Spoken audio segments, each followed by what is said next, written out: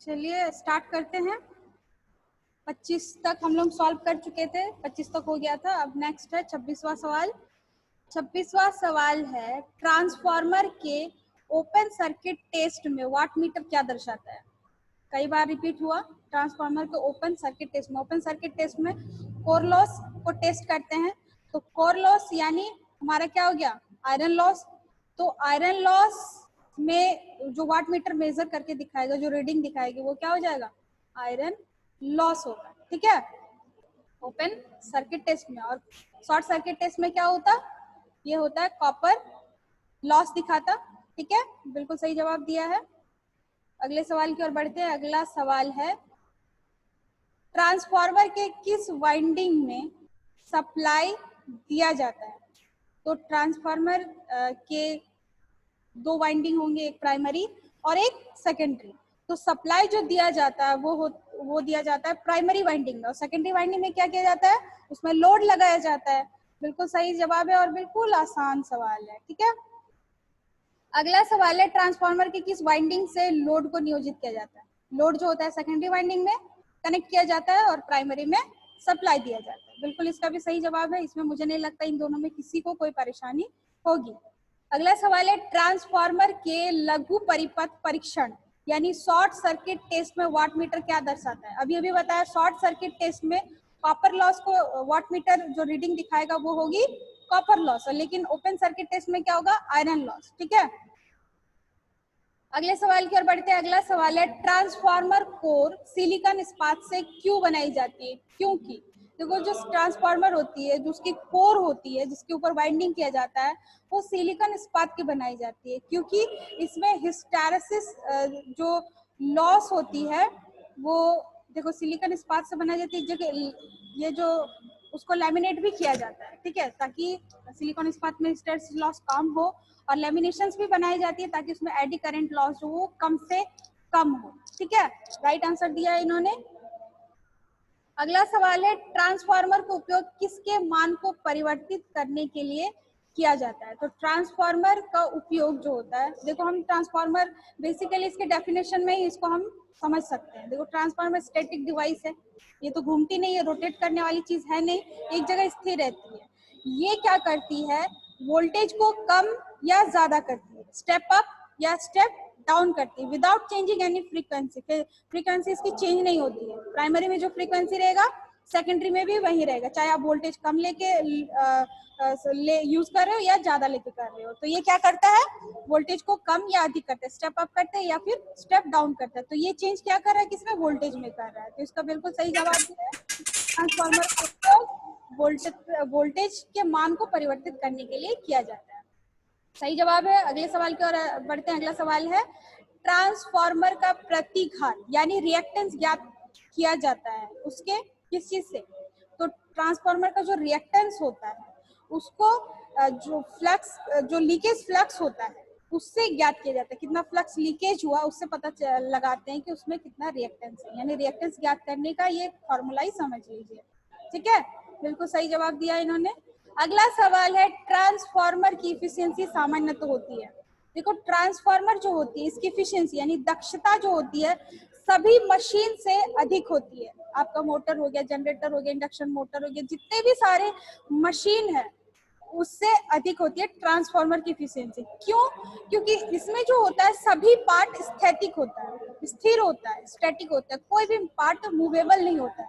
तो मूवेबल नहीं होता है तो इसमें मेंटेनेंस की जरूरत बहुत कम होती है। जैसे मोटर हो गया, जनरेटर हो गया, जो रोटर होती है उन लोगों में उसमें वो सब रोटेट होती है, तो कहीं ना कहीं लुब्रिकेशन की कमी हो जाए या फिर कुछ और समस्या आ जाए तो उसमें क्या होता है, मेंटेनेंस की जरूरत पड़ती है। इस वजह से उसकी एफिशिएंसी उतना नहीं हो पाता।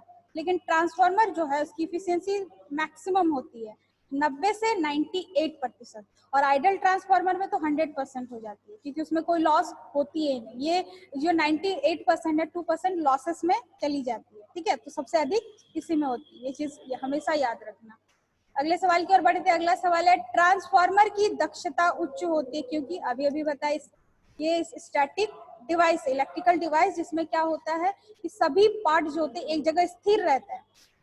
ठीक है, अदर मशीन मोटर जनरेटर की तरह ये घूमता नहीं है, कोई मूवेबल पार्ट नहीं होती, इस वजह से इसकी एफिशिएंसी काफी हाई होती है और सबसे अधिक होती है। बढ़ते हैं अगले सवाल की ओर। अगला सवाल है ट्रांसफार्मर की शून्य भार धारा पूर्ण भार धारा के पद में होती है। इसका सवाल का जवाब ये है कि ट्रांसफार्मर जो है नो लोड पे उसका करंट जो होगा वो क्या होगा, फुल लोड करंट के पद में, ठीक है। तो फुल लोड करंट कितने, फुल लोड में ट्रांसफार्मर का करंट जितना होगा उससे कितना परसेंट होगा नो लोड। तो नो लोड पे उसका करंट होता है 3 से 9%, ठीक है, हमेशा याद रखना। अगर यहाँ बात आती है और एक इसी से थोड़ा बहुत सिमिलरिटी है, थोड़ा बहुत समानता, एक क्वेश्चन इसी मिलता जुलता है कि ट्रांसफार्मर की प्राइमरी की बात कर ले तो प्राइमरी में होता है 2 से 5%, ठीक है, सिर्फ प्राइमरी की बात कर ले तो। लेकिन ये ट्रांसफार्मर की बात कर रहे हैं, हालांकि वो भी पार्ट है लेकिन दोनों चीजें अलग अलग है, ठीक है, ये दोनों याद रखना। अगला सवाल है ट्रांसफार्मर प्रचलित होता है। तो ट्रांसफार्मर यानी जब वो हम चलाते हैं, उसको यूज में लाते हैं, तो उसमें कुछ ना कुछ हम लोड लगाते हैं, तो लोड का जो पावर फैक्टर होता है उसी पे ये डिपेंड करता है, यानी उसी पावर फैक्टर पे ये भी प्रचलित होता है। बिल्कुल सही जवाब दिया है कि ट्रांसफार्मर प्रचलित होकर होता है एक ऐसे शक्ति गुणांक पर जो भार शक्ति गुणांक पर निर्भर करता है, यानी लोड जो होगा उसके पावर फैक्टर पे ये निर्भर करता है, उसी के पावर फैक्टर पे ये चलता है, ठीक है। अगले सवाल की ओर बढ़ते हैं। अगला सवाल है ट्रांसफार्मर में उपयोग तेल क्या कार्य करता है। कुछ टाइम पहले इससे जो रिलेटेड क्वेश्चन था कि तेल में क्या नहीं होना चाहिए, उसी में ये सारी चीजें जो डिस्कस हो चुकी है कि ट्रांसफार्मर में जो ऑयल यूज होता है, ठीक है, वो ऑयल क्या काम करता है, क्यों लेते हैं उसको यूज। तो पहली बात तो है कि उसी तेल में क्या करते हैं, ट्रांसफार्मर में के कोर और उसके वाइंडिंग को उसमें डुबा के रखते हैं, किस लिए, ताकि वो ठंडा बना रहे, क्योंकि गर्म हो जाता है, उस गर्मी को खत्म करने के लिए, कूल करने के लिए तेल का उपयोग करते हैं, यानी शीतलन के लिए, कूलिंग के लिए, और साथ ही ये अचालक भी देता है, ठीक है, ये दोनों चीजें देती है, तो इसीलिए इसका यूज किया जाता है, अचालक और शीतलन दोनों के लिए, दोनों कार्य करता है ट्रांसफार्मर में उपयोग होने वाला तेल। अगले सवाल की ओर बढ़ते हैं। अगला सवाल है ट्रांसफार्मर में प्रयुक्त कंजर्वेटर होता है। तो वैसे ट्रांसफार्मर जो होती है, तो आप लोगों ने देखा होगा सामने कोई डिस्ट्रीब्यूशन ट्रांसफार्मर होगा, बहुत सारे पार्ट होते हैं, उसमें कंजर्वेटर भी होता है। तो देखे होंगे कि जो मेन टैंक होता है जिसपे वाइंडिंग और ट्रांसफार्मर के कोर को डुबा के रखते हैं, जस्ट उसके ऊपर ही एक ड्रम टाइप में बेलनाकार देखे होंगे आप लोगों ने, वही होता है कंजर्वेटर। उस वो क्या होता है, एक मेटेलिक धात्विक ड्रम, जैसा भी बताया कि बेलनाकार शेप में होता है, उसी के ऊपर लगा रहता है। उसमें भी कुछ स्तर तक तेल रहता है, क्योंकि अभी बताया कि देखो जब तेल गर्म होने लगता है तो क्या होता है, उसका वॉल्यूम बढ़ता है, तब वो ऊपर की ओर फैलता है ना। तब क्या होता है कि क्योंकि कंजर्वेटर पूरी तरह तो भरा हुआ नहीं रहता, तो थोड़ा ऊपर वो आगे चल जाता है। लेकिन जब वो ठंडा होता है तब क्या होता है, ठंडा करने के लिए बहुत सारे मेथड आप लोगों ने पढ़े होंगे, तो जब से ठंडा होता है वो नीचे की ओर आता है। नीचे आने पर कंजर्वेटर में जो तेल होता है, कि अगर बाय द वे अगर जो बाइंडिंग है क्योंकि वो पूरी तरह से डूबी हुई होनी चाहिए, अगर कमी होता है तो कंजर्वेटर क्या करता है, उसमें मतलब थोड़ा तेल जो है उसमें से आ जाता है ना। तो उसके ऊपर वाला हिस्सा है, क्योंकि सवाल ये नहीं पूछा है, क्योंकि मैंने डीपली इसको बता दिया, ठीक है। ये होती है कंजर्वेटर। अगले सवाल की ओर बढ़ते हैं। अगला सवाल है डेल्टा सुनियोजित ट्रांसफार्मर की तुलना में स्टार नियोजित ट्रांसफार्मर की दक्षता होगी। दोनों में कंपैरिजन की बात हो रही है कि डेल्टा कनेक्शन कोई ट्रांसफार्मर में और एक स्टार कनेक्शन ट्रांसफार्मर है, तो डेल्टा के कंपेयर में स्टार कनेक्शन का जो ट्रांसफार्मर होगा इसकी एफिशिएंसी कितनी होगी। तो उसकी एफिशिएंसी होती है उसकी तिहाई। 3 गुना कर रखा है, ये बिल्कुल गलत है, तिहाई याद रखना है, ठीक है। अगला सवाल है पावर ट्रांसफार्मर में कोर के निकट वाली जो बाइंडिंग होती है, कौन सी बाइंडिंग। पावर ट्रांसफार्मर जो होता है कोर के जस्ट सामने वाली कोर के ऊपर ही वाइंडिंग किया जाता है, तो सबसे पहले एलटी या फिर एसटी इस टाइप से होता है। सबसे सामने वाला जो होता है कोर है एलटी, यानी लो वोल्टेज वाइंडिंग, निम्न वोल्टता वाइंडिंग होती है, ठीक है, बिल्कुल सही जवाब दिया है। अगले सवाल की ओर बढ़ते हैं। अगला सवाल है बैरी प्रकार के ट्रांसफार्मर में चुंबकीय पदों की संख्या होती है। बैरी प्रकार, देखो ये जो सवाल है, कोई भी सवाल आप लोग पढ़ रहे हो ना, तो उससे रिलेटेड जो चीज है रिलेट करके उसको याद करो, ताकि हर चीज का भी रिवीजन हो जाएगा, सिर्फ वही सवाल नहीं। तो बैरी प्रकार से अभी तो इसका इस्तेमाल उतना नहीं होता है, लेकिन ये वेरी प्रकार जो ये कोर के कंस्ट्रक्शन के अकॉर्डिंग ट्रांसफार्मर को डिवाइड किया गया, क्योंकि ट्रांसफार्मर जो कई प्रकार के होते हैं, उसके काम की, उसकी एफिशिएंसी, उसके वाइंडिंग, उसके फेज के अकॉर्डिंग, हर तरह से इनपुट आउटपुट के हिसाब से इन सब से चीजें से क्या किया, उसको क्लासिफिकेशन किया। तो एक कोर जो होती है, कोर के अकॉर्डिंग भी इसको क्लासीफाई किया गया। कोर के अकॉर्डिंग 3 प्रकार का होता है, कोर टाइप, सेल टाइप और बैरी प्रकार का। पढ़े हो आप लोग, ठीक है। तो इसमें जो कोर की होती है ना संरचना, वो अलग अलग होती है। देखो यहाँ चुंबकीय पद हो चुका है, थोड़ा सा मिस्टेक हो गया, वो पथ होगा, ठीक है। यानी मैग्नेटिक जो मार्ग होता है उसकी कितनी संख्या होती है। नॉर्मली आप देख लीजिए, जिसमें कोर होती है, एल कोर टाइप में 2 एल से स्टैंपिंग, 2 एल जो होती है उससे जोड़ के बनाया जाता है। उसमें क्या होता है, वाइंडिंग होती है, 2 वाइंडिंग। और कोर के अकॉर्डिंग चारों ओर क्या होता है, चुंबकीय जो मैग्नेटिक फ्लक्स होता है वो प्राइमरी से सेकेंडरी, सेकेंडरी में प्राइमरी, इस तरह से गुजरता है। लेकिन उसमें क्या होता है, जो मैग्नेटिक लाइंस, मैग्नेटिक जो फ्लक्स होती है उसके लिए क्या मार्ग होता है, एक ही मार्ग होता है। लेकिन इसमें पूछ रहा है कि चुंबकीय पथ की संख्या कितना, वो मार्ग कितना है जिसमें वो जो फ्लक्स होगा वो उसके घूमने की, गुजरने की के लिए कितने रास्ते होंगे। तो बैरी प्रकार में क्या होता है कंस्ट्रक्शन, कि एक बेलनाकार शेप में ही होती है, ठीक है। उसमें क्या होता है कि बहुत सारे आयताकार शेप में फ्रेम कटे होते हैं, उसको इस तरह से रखते हैं कि उसका जो मेन कोर होता है उसके बीच में से उसको गुजारा जाता है। इस तरह से ड्रम में आप लोगों ने कभी देखा नहीं होगा शायद, तो उसमें इस तरह से क्या किया जाता है कि बहुत सारे आयताकार शेप में फ्रेम को रखा जाता है, ठीक है। इसीलिए उसका जो चुंबकीय पथ होता है बहुत सारा हो जाता है और बहुत साथ साथ होता है, सामने सामने होता है। इस वजह से क्या होता है, उसमें लीकेज जो होती है बहुत कम होती है। जैसे आपका कोर टाइप ले लीजिए, तो कोर टाइप में इस तरह से एल में होगा, तो एल में होगा, सिर्फ 2 साइड में क्या होगा कि बाइंडिंग होगी, लेकिन 2 साइड तो और नहीं होगा, तो उस साइड में क्या होता है, फ्लक्स का जो लीकेज हो जाता है। लेकिन इसमें क्या होता है कि बेलनाकार शेप में होता है, जो आयताकार उसमें फ्रेम लगे होते हैं, उसके बीच में से गुजारा जाता है और बिल्कुल नजदीक नजदीक होता है, जिस वजह से मैग्नेटिक जो फ्लक्स होता है वो कम से कम लीकेज होता है। इस तरह से उसका जो पथ होता है, मार्ग होता है, बहुत सारा हो जाता है। इसका राइट आंसर अनेक दिया है, बिल्कुल सही दिया है, ठीक है।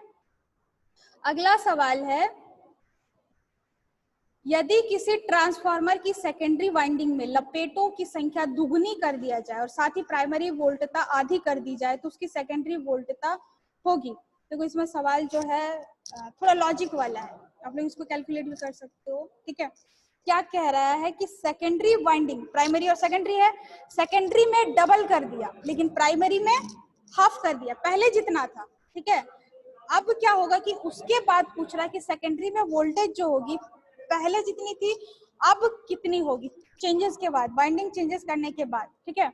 तो इसका आंसर होता है सेम वही रहेगा। कैसे, देखो आप लोग अगर कॉपी कलम लियो, क्योंकि मेरे पास अभी बोर्ड नहीं है, आप लोग अभी कॉपी पेन लिए हो तो उसमें जस्ट एक लॉजिक वाले लगाओ। मान लेते हैं 8/4 ले लिए, ठीक है। 8 है प्राइमरी, सेकेंडरी है 4, 8 को क्या करेंगे 16 करेंगे, क्योंकि डबल कर रहा है भाई, ठीक है। सॉरी, सेकेंडरी अपॉन प्राइमरी कर लीजिए, सेकेंडरी को डबल कर लीजिए, प्राइमरी को कम कर लीजिए, फिर रेशियो को मिलाइए कि पहले का रेशियो क्या था और अब का रेशियो क्या हुआ, तो आपको सेम वही रेशियो मिलेगा, ठीक है। तो इसीलिए आप समझ जाओगे, ये रटने वाली चीज नहीं है कि रट लिए वही। और इस टाइप का एक सिमिलर एक क्वेश्चन भी आएगा कि सेकेंडरी में दुगुना कर दिया तो अब क्या होगा, वोल्टेज कितना होगा, तब सोच में पड़ जाएंगे कि क्या होगा, दुगुना होगा या उतना ही होगा। तो इस तरह से नहीं रखना है, ठीक है।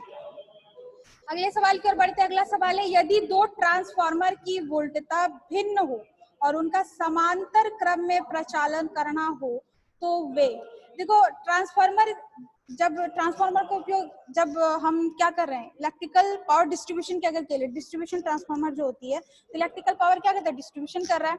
तो डिस्ट्रीब्यूशन केस में क्या होता है कि कुछ ना कुछ उसके साथ लोड लगी होती है। आप लोग घर के बाहर भी देखते हो कि डिस्ट्रीब्यूशन ट्रांसफार्मर लगा होगा, ठीक है। उसी के साथ आपका घर में कनेक्शन जुड़ा हुआ है क्योंकि सप्लाई देते हैं। अब क्या हो रहा है कि कुछ और लोड बढ़ गया, कुछ और, क्योंकि दिन ब दिन कुछ ना कुछ नए नए घर बन रहे हैं, घर बनने के बाद उसको भी तो सप्लाई चाहिए, लोड लेंगे वो भी, क्योंकि वो भी तो कुछ ना कुछ लोड चलाएंगे। घर में आजकल बहुत सारी इंस्ट्रूमेंट इक्विपमेंट यूज ही कर रहे हैं, कूलर चाहिए, फैन चाहिए, ये चाहिए, वो चाहिए, तो अब लोड बढ़ेगा तो एक ट्रांसफार्मर जो पहले लोड ले रहा था, तो अगर और अधिक लोड बढ़ जाएगा तो क्या होगा, वो उतना लोड नहीं ले पाएगा। जितनी उसकी क्षमता है, रेटिंग है, उतना ही तो ले पाएगा, उससे थोड़ा कमी, उससे अधिक तो नहीं। अब उस केस में क्या करते हैं, उस ट्रांसफार्मर के पैरेलल समानांतर और एक ट्रांसफार्मर को जोड़ दिया जाता है पैरेलली, कि ताकि उसके ऊपर अधिक बर्डन ना पड़े, वो बंटवारा कर लेता है। ठीक है, तो इस जो समानांतर प्रचालन होता है, यानी पैरेलल ऑपरेशन ऑफ ट्रांसफार्मर में कुछ शर्तें होती है। तो शर्तों में क्या क्या होता है कि उसका वोल्टेज अनुपात जो होता है वो सेम होना चाहिए, कनेक्शन का फेज सीक्वेंस जो है वो सेम होनी चाहिए, पर इकाई इम्पीडेंस जो होती है वो बराबर होनी चाहिए, पोलैरिटी सेम होनी चाहिए, ये सारी कुछ शर्तें होती है। तो इस केस में अगर वोल्टेज जो होगा वो अलग अलग हो जाएगा तो क्या होगा, तो वो काम ही नहीं करेगा। ये सारी चीजें जो एक एक पॉइंट मैंने बताया, 4 पॉइंट, ये बिल्कुल होना चाहिए, सेम होना चाहिए, अदरवाइज वो पैरेलल ऑपरेशन में यू काम नहीं करेगा। ठीक है, आई थिंक आप सबको समझ आ गई होगी। देखिए, पोलैरिटी भी सेम होनी चाहिए, ये नहीं कि एक ट्रांसफार्मर का जो ईएमएफ दे रहा है और दूसरे का दूसरे डायरेक्शन में, क्योंकि डायरेक्शन सेम होना चाहिए। डायरेक्शन अगर अलग अलग हो गया कि आउटपुट भी नहीं मिलेगा, तो किस काम का, हमने तो लोड में उसको आधा देने के लिए क्या, अगर वो काम न कर पाए तो कोई काम का नहीं, इसीलिए उसका पोलैरिटी सेम होना चाहिए। सीक्वेंस जो है वो एक होना चाहिए, सीक्वेंस अगर गड़बड़ हो गया तो शॉर्ट सर्किट हो जाएगी। ठीक है, ये सारी चीजें ध्यान में रखना होता है। एक है प्रति इकाई इम्पीडेंस, कहने का अर्थ है कि उसमें जो रिएक्टेंस और रेजिस्टेंस, इन दोनों का अनुपात है वो सेम होना चाहिए। अगर सेम नहीं हुआ तो पावर फैक्टर अलग अलग हो जाए, क्योंकि रेजिस्टेंस पे ही के मान पर भी डिपेंड करता है जो हमारा पावर फैक्टर होता है। एक ट्रांसफार्मर पावर फैक्टर अधिक होगा, एक कम हो जाएगा, तो इस वजह से भी पैरेलल ऑपरेशन नहीं होगा। ओ माय गॉड, ठीक है, तो इसका राइट आंसर हो जाएगा ये कार्य नहीं करेंगे। कुछ ज्यादा ही डीपली चली गई। अगला सवाल है, वह ट्रांसफार्मर जो वोल्टेज के मान को बढ़ा दे उसे कहा जाता है। तो वोल्टेज के मान को जो बढ़ाता है, यानी सेकेंडरी बढ़ाएगा, हम प्राइमरी में सप्लाई देंगे और सेकेंडरी में ही लोड लेंगे, तो जो बढ़ाता है वो स्टेप अप हो जाता है, जो घटा देता है वो स्टेप डाउन होता है। बिल्कुल सही आंसर दिया है। अगले सवाल की ओर बढ़ते हैं। अगला सवाल है, वितरण कार्य में उपयोग होने वाले ट्रांसफार्मर में सामान्यतः कौन सी शीतलन विधि प्रयोग की जाती है। तो यानी डिस्ट्रीब्यूशन, वितरण का अर्थ है डिस्ट्रीब्यूशन में जो ट्रांसफार्मर होती है उसमें जो कूलिंग की व्यवस्था होती है, कूलिंग किसकी, वाइंडिंग की, कोर की, तो उसमें होता है तेल शीतलन। डिस्ट्रीब्यूशन में जो ट्रांसफार्मर होता है उसमें तेल के टैंक में डाल के रखा जाता है, ये वायु शीतलन नहीं होता है। ठीक है, डिस्ट्रीब्यूशन हमेशा याद रखना है, ऑयल कूलिंग मेथड। ठीक है, अगला सवाल है, स्कॉट संयोजन स्थानांतरण हेतु प्रयोग किया जाता है। स्कॉट संयोजन तो वैसे बहुत सारे होते हैं 3 फेज में, star star, delta delta star, delta delta star, जो star inter star, delta inter star, ट्रीजर, वीबी, स्कॉट, तो उनमें से एक है स्कॉट संयोजन। स्कॉट संयोजन उसमें क्या करता है, 3 फेज को 2 फेज में बदलता है, चेंज करता है, 3 फेज से 2 फेज में। इसमें 2 सिंगल फेज उपयोग किए जाते हैं, एक को मेन और एक को टीजर ट्रांसफार्मर में माना जाता है। ठीक है, इसमें सेकेंडरी की वाइंडिंग जो होती है वो सेम होती है, लेकिन प्राइमरी में क्या होता है कि जो मेन का होता है उसके 86% समथिंग 86.6% ही टीजर का जो होता है उसके ट्रांसफार्मर का प्राइमरी बनाया जाता है। ठीक है, और उसी के 1/3 भाग से अर्थिंग भी निकाला जाता है। तो इसका उपयोग किया जाता है 3 फेज आपूर्ति को 2 फेज में कन्वर्ट करने में। ठीक है, इलेक्ट्रिकल भट्टी जो होता है उसके इसमें इस्तेमाल किया जाता है। अगला सवाल है, संप्रेषण लाइनों के सब स्टेशन सिरे के लिए 3 फेज ट्रांसफार्मर में किस प्रकार का संपर्कण का प्रयोग होता है। तो संप्रेषण लाइन या transmission line and sub station के एंड पे जो ट्रांसफार्मर का कनेक्शन होता है किस प्रकार का होता है, वो होता है स्टार डेल्टा कनेक्शन। ठीक है, बिल्कुल सही जवाब दिया है। बात अगर आती है कि डिस्ट्रीब्यूशन के केस में, डिस्ट्रीब्यूशन के में कौन सी मतलब कौन सा कनेक्शन यूज किया जाता है, तो उसमें डेल्टा स्टार होता है, हमेशा याद रखना। बिल्कुल सही जवाब दिया है। अगला सवाल है, समांतर क्रम में प्रचलित ट्रांसफार्मर की दक्षता होती है। देखो, अब भाई एक बोझा ढो रहा था ज्यादा लोड हो गया, दूसरा आ गया उसको हेल्प करने में, तो अच्छा है ना दोनों के लिए। तो इसीलिए क्या हो जाएगा, उसकी इफिशियंसी बढ़ जाती है। ठीक है, पैरेलल ऑपरेशन में इफिशियंसी बढ़ जाएगी। अगर एक है जो लोड है किसी तरह सह रहा है, बार बार खराब हो जाता है, फिर भी मेंटेनेंस कर लेते हैं, मेंटेनर को बुला के, इलेक्ट्रिशियन को बुला के, लेकिन बाद में क्या होता है, कुछ दिन बाद कुछ पुर्जा खराब होने लगता है। अगर ज्यादा लोड हो जाएगा, कुछ पुर्जा खराब हो जाएगा, होते होते होते क्या होगा, मशीन खराब होने लगेगी, तो उसकी एफिशिएंसी घट जाती है। उसी जगह पर पैरेलल ऑपरेशन करते हैं तो क्या होता है, उसकी एफिशिएंसी बढ़ जाती है। अगला सवाल है, सामान्य क्षमता पर सेल प्रकार के ट्रांसफार्मर की तुलना में कोर प्रकार के ट्रांसफार्मर में क्या होता है। तो समान क्षमता, कैपेसिटी समान की है, सेम केवीए का, एक कोर अलग अलग है, एक है सेल टाइप का, एक है कोर प्रकार का। तो बोल रहा है कि सेल प्रकार की तुलना में कोर में क्या होता है। तो कोर में जो होता है उसमें कोर की जो होती है इसकी एफिशिएंसी अधिक होती है, इसका आउटपुट भी अधिक होता है। ठीक है, इसमें फ्लक्स का लीकेज भी कम होता है सेल की अपेक्षा। और इसमें क्या होता है, इन सब की वजह से क्या होता है कि जो लो क्षति होती है वो कम से कम होती है। ठीक है, बिल्कुल सही जवाब दिया है। अगला सवाल और आखिरी 50 नंबर का क्वेश्चन है, समांतर क्रम में प्रचलित दो ट्रांसफार्मर में भार का वितरण होगा। तो अभी देखिए बताया कि भार का जो डिस्ट्रीब्यूशन होगा, एक ट्रांसफार्मर पहले से चल रहा था, उसके पैरेलल दूसरा ट्रांसफार्मर में लगा दिया। ठीक है, तो लोड क्या होगा, बंटवारा होगा। तो किस बेसिस पे वो बंटवारा होगा, तो ये होता प्रति इकाई अपघात के आधार पर, यानी प्रति इकाई इम्पिडेंस के अकॉर्डिंग। कहने का अर्थ है, अभी भी बताया कि रिएक्टेंस और रेजिस्टेंस के जो अनुपात होते हैं वो दोनों समान होना चाहिए। इन्हीं के आधार पर क्या होता है, उसका भार जो होता है डिस्ट्रीब्यूट होता है, क्योंकि इसी पे पावर फैक्टर भी डिपेंड करता है। क्योंकि अगर एक का पावर फैक्टर बढ़ गया और एक का घट गया तो वो पैरेलल ऑपरेशन में सही हमें आउटपुट नहीं देगा। ठीक है, ये रहा हमारा आखिरी आज का सोल्यूशन क्लास का आखिरी सवाल। और अब बताइए कि इन सारे सवाल में किसी को कोई दिक्कत? मैम ओके, ठीक है, तो अगले क्लास में मिलते हैं, कल के सॉल्यूशन क्लास में। ठीक है, और भी नए एकदम अच्छे अच्छे सवालों के साथ, जो आपको जितने भी सारे ठीक है, अगले क्लास में हम लोग नए सवाल के साथ जुड़ते हैं। ठीक है, बहुत ही इंटरेस्टिंग सवाल, जो बहुत ही इंपॉर्टेंट सवाल होंगे वीबीआई, और आगे एग्जाम में ये सारे जितने भी सारे प्रीवियस ईयर वाले भी मैं सॉल्व कराऊंगी, जो आपको आगे हेल्पफुल होगी। ठीक है, तो तब तक के लिए धन्यवाद, पढ़ाई करते रहिए, जारी रखिए, धन्यवाद।